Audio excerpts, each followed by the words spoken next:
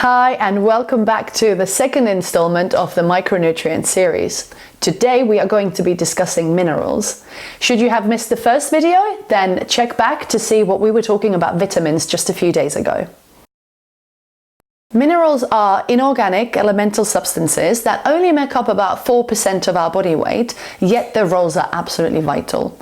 Minerals are involved in building functions and in regulatory functions.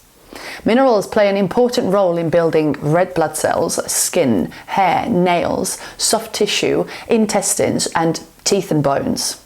The regulatory functions of minerals are helping control nerve responses, fluid pressure, blood clotting, muscle contraction and relaxation, and also antioxidant and immune defenses.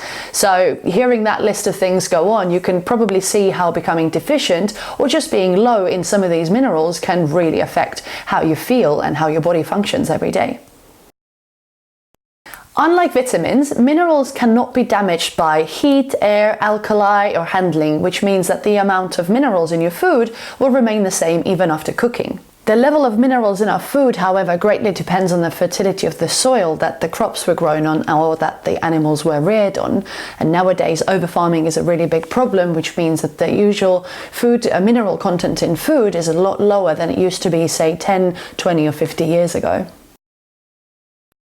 Just like nutrients are divided into macro and micronutrients, minerals are divided into macro and microminerals.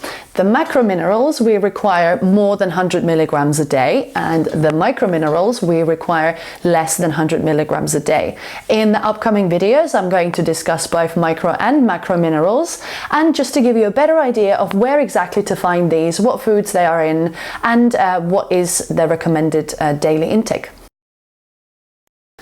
In our bodies, bones are the biggest storage site for minerals. Our bones are constantly involved in a process of absorption and secretion of minerals to the tissues that need them.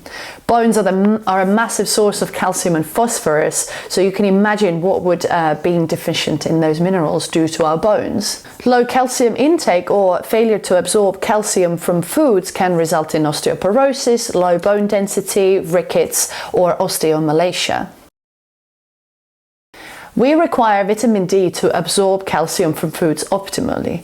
In the summer, when it's sunny, we might not have a problem with our vitamin D intake, but in the winter, when the sun is not to be seen, we really must ensure that we get a plenty of vitamin D from foods. Estrogen also plays an important role in calcium absorption, which is why menopausal women must really make sure that their diet is healthy and varied to ensure a wide profile of micronutrients and better bone health.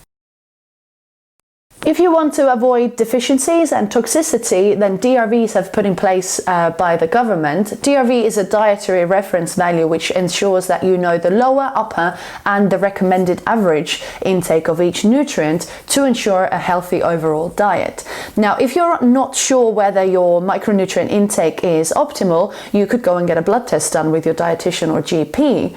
Another option is to get in touch with a nutritionist like myself who can analyze your food diary and to give you a better idea of whether or not you're getting a sufficient amount of vitamins and minerals in your diet every day. Thank you so much for watching this video, the second installment of the micronutrient series. You have more videos to look forward to. The next couple of videos we're going to be discussing fat-soluble vitamins and water-soluble vitamins. After that, I will discuss it more in depth, the macro and micro minerals. If you have any specific questions about any of the topics already discussed, or should I not have mentioned anything of interest, then please leave a comment or send me a message and I will happily include that information in the next video or get back to you individually. I'll see you in the next video.